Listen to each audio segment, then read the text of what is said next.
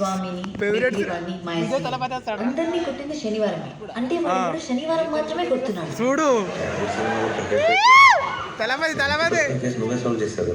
జోకా నీకు అర్థం కావట్లేదు, చాలా క్లోజ్ గా అబ్జర్వ్ చేయాలి. నువ్వు చాలా ఎక్కువ ఆలోచిస్తున్నావు, వాడికంత సీన్ లేదు.